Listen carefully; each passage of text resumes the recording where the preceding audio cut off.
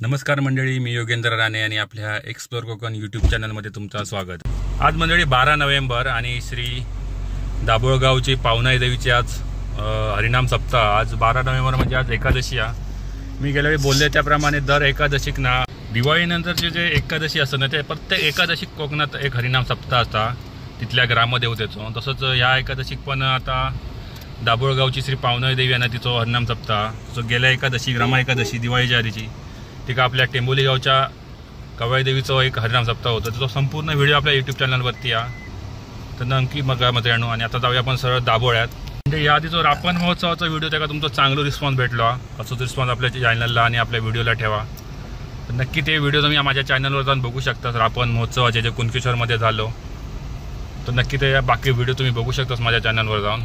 थेट टेंबोलीवर ना दाभोळगाव आपल्या टेंबोली गावाच्या बाजूचंच गाव आहे।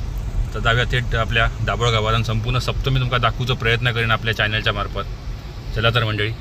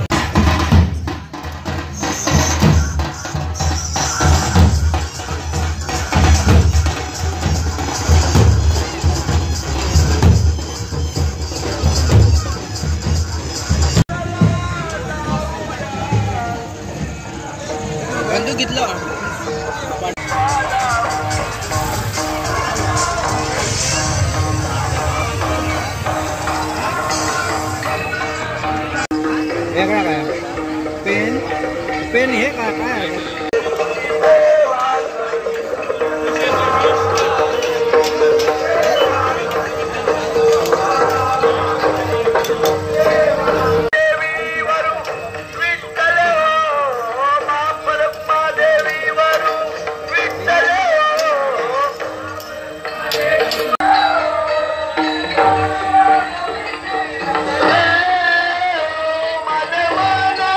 मंडळी फायनली जत्रा पूर्ण फिरून झालेली आपली, दर्शनही झालेला, बऱ्यापैकी दुकानं येयली आहेत। रात्री उशिरापर्यंत दिंडे असतले यांचे, ते का आपल्याक दाखवूक नाही गावतले।